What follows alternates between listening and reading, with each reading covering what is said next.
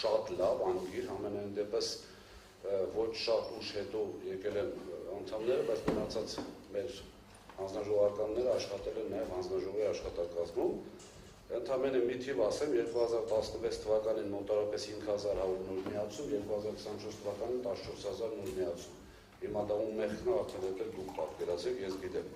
ինչի համար է դա այդպես եղել, ինչ վերաբերում է ինչ-որ հեծը բերել են, ինչ-որ նոր, այսպես, չգիտեմ անունը ինչ ասեցիք, որ պարոնարեն են դուք ասեցիք ոնց որ բերել են նոր կանոնակարգ, թե կանոնակի, չգիտեմ,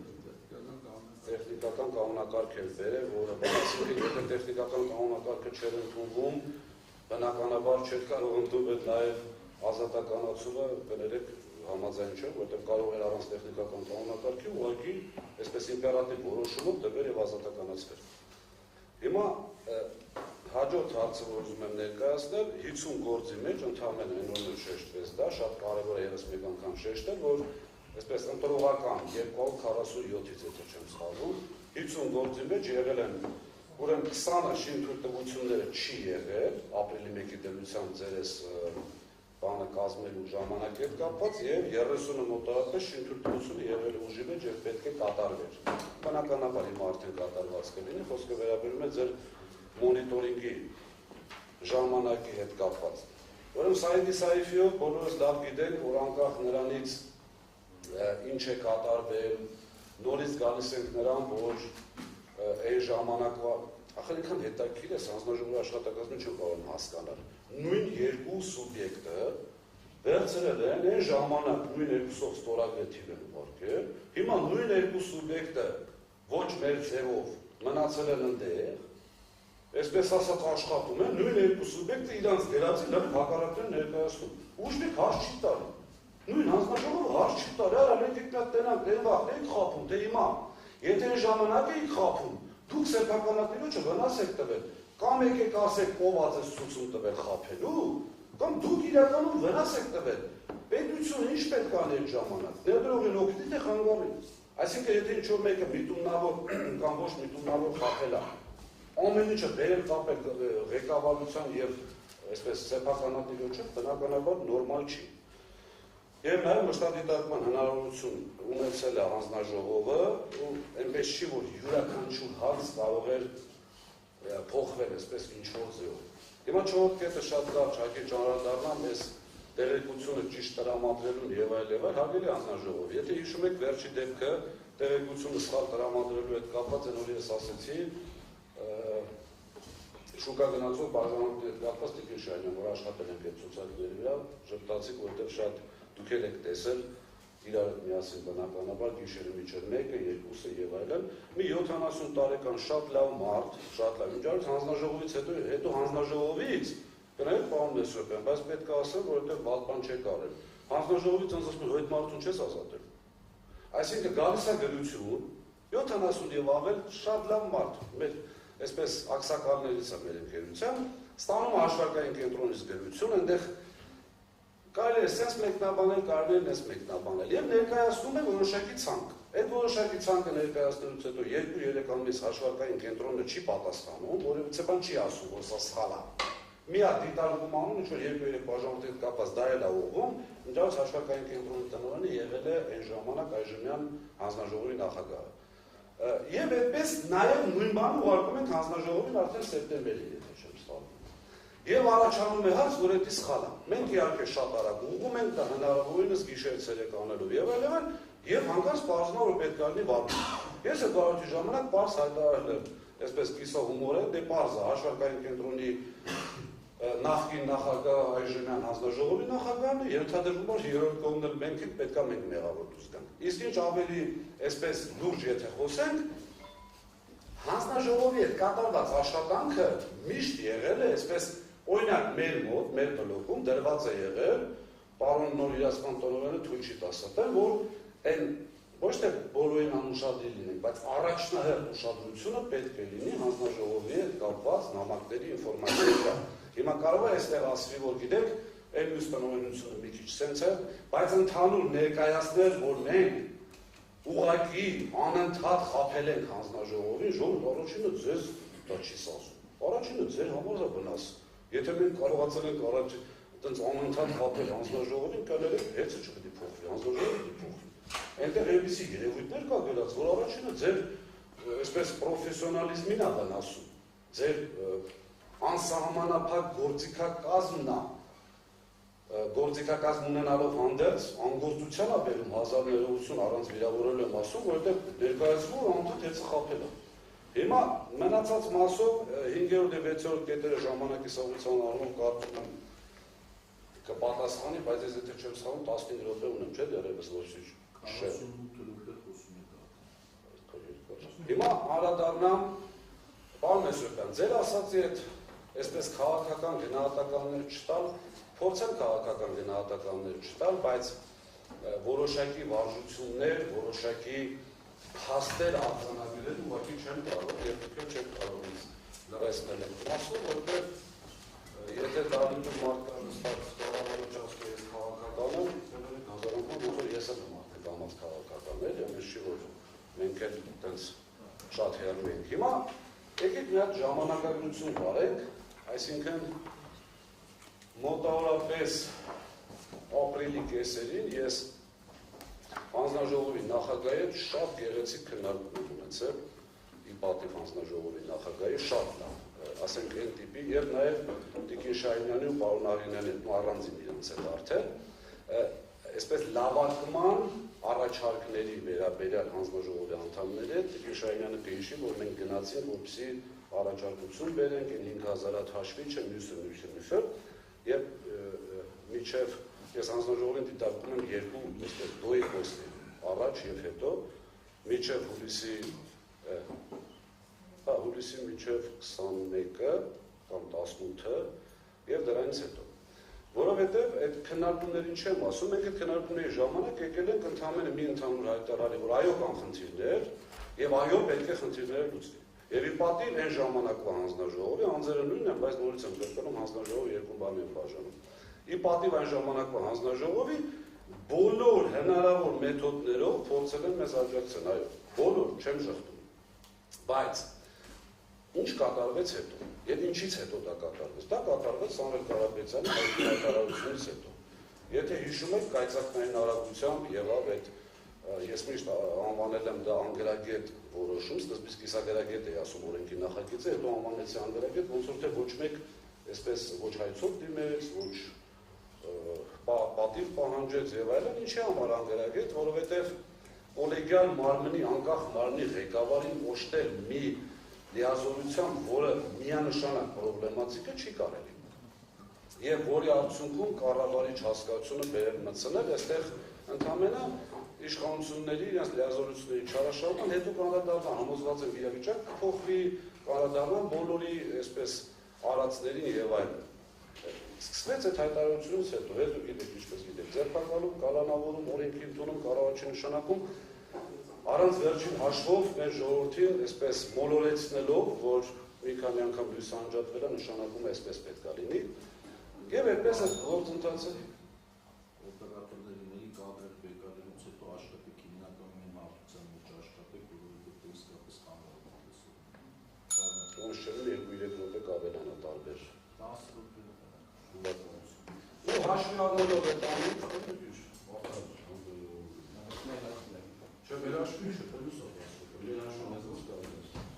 Եվ հաշվի առնելով այն հանգամանքը, որ դրանից հետո կայծակնային արագությամբ սկսեց այդ ամեն ինչը, հանձնաժողովը որոշեց անգամ ուշադրություն չդարձնել իր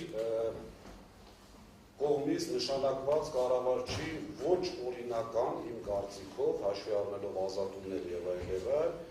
այսպես վիրավորանքից ենք խոսում, եկավ առաջի օրը ինձ անվստահելի է, չգիտեմ եւ այլն, հանձնաժողովը երբևիցե չի հարցրել, լավ, անվստահելի ապացույցներ չունեմ։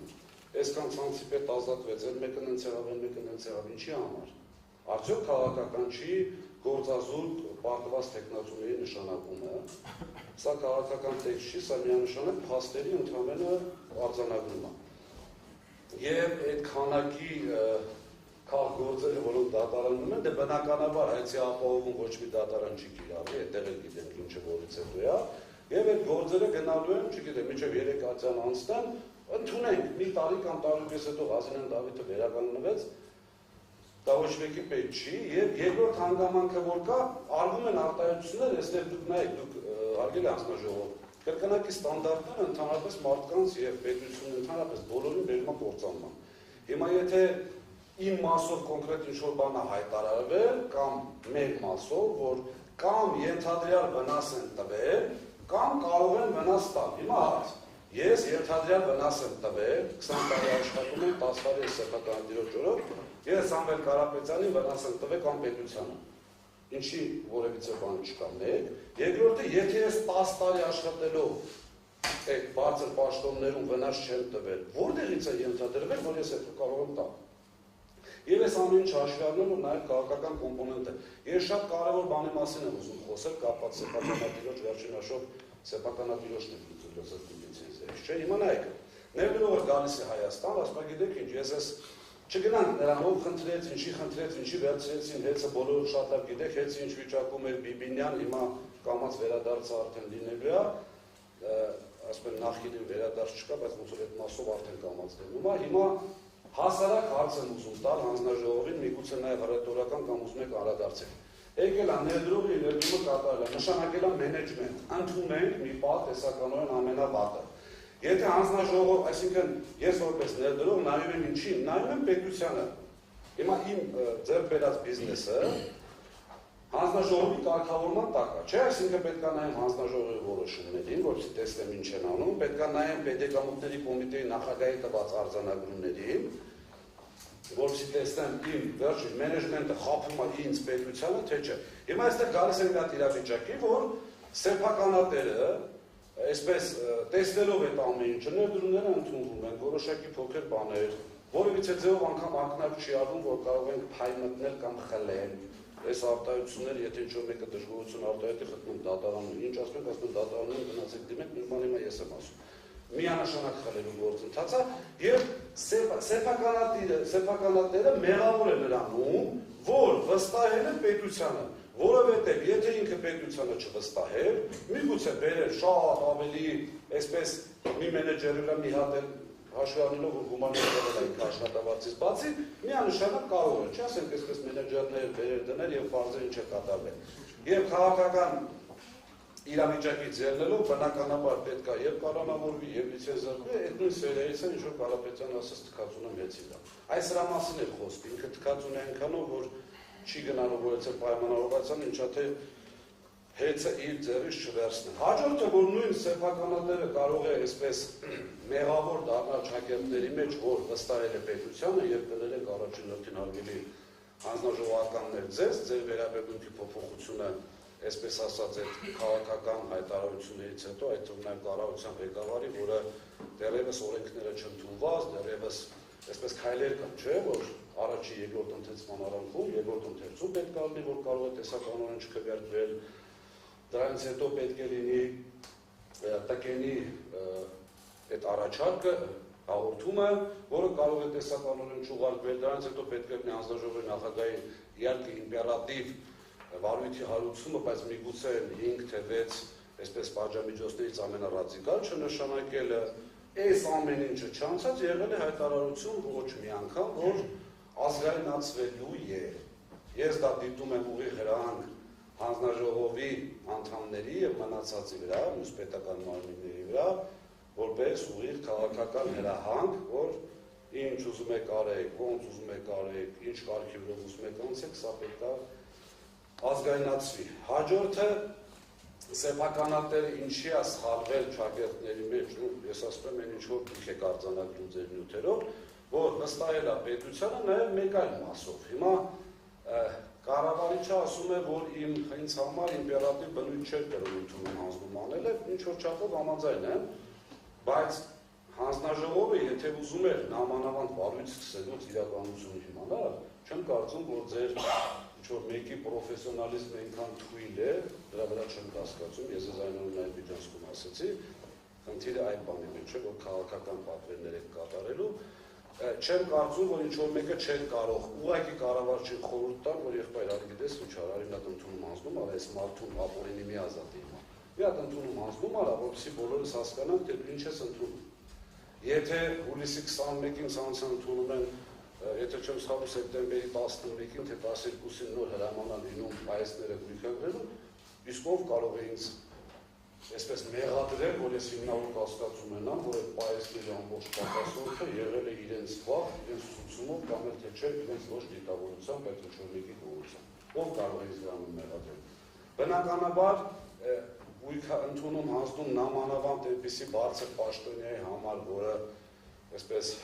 10 անգամ ավելի ցածր պաշտոնը բնականաբար ավելի բարձր փողով համաձայնվել է փոխել, բայց իր նախկին աշխատակազմը, աշխատանքի վայրը ենթադրում է տեղեկացվածություն, չէ՞, այդ ամեն ինչի, ենթադրում է, որ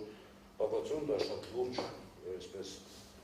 ՕՎԾ ղեկավարը շատ լուրջ պաշտոն է, եւ բնականաբար պատասխանատու է վարչապետի ներքո, ջրել այդպես բացված աշխատող բոլոր պետական կազմակերպություն։ Այսինքն ենթադրվում է, որ եւ հանձնաժողովը եւ կառավարիչը շատ լավ հասկանում են, որ ընդունում հանձնում պետք է կատարվի։ Հիմա նորից սեփականատերի մեղավորությունը, սեփականատիրոջ մեղավորությունը կայանում է նրան, որ չի արել այդ մարդը։ Այսինքն վստահելա ձեզ առաջին հերթին հանձնաժողովին, երկրորդ հերթին այսինքն ընդհանրական պետությանը։ Հիմա այսքանից հետո եթե ներդրող կա, որը կվստահի ձեզ, չգիտեմ, բացեք այդ վերջի տարվա ներդրումներով կտեսնեք ինչա կատարում, էլ չասած, որ այս աղմուկը հասել է մինչև աշխարհաքաղաքական շատ կենտրոններ եւ շատ երկրներ, որտեղից արդեն ուղղակի խուսափելու են այստեղ ներդրում անել, եթե երկը ներդրումները կոռուպցիոն ճանապարհով ենթադրյալ ձեռք բերած գումարներ օրինականացնելու մասին չի։ Հիմա ուզում եմ ամենավերջում անդրադառնալ այս քաղաքական կոնտեքստի այսպես ամբողջ հայքին։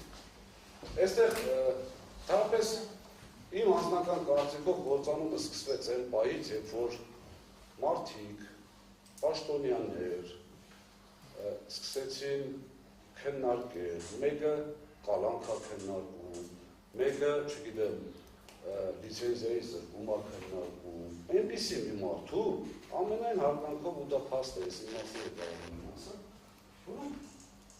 այդ մարդու